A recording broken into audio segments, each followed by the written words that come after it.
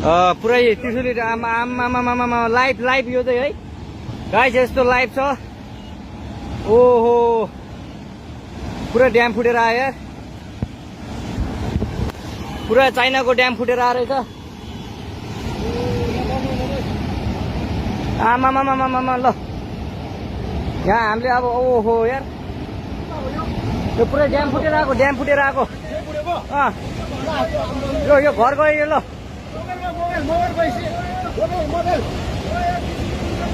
ल त्रिशुली बजारै गयो यार। ल गयो यार ओ ए सुलास यता आऊ यता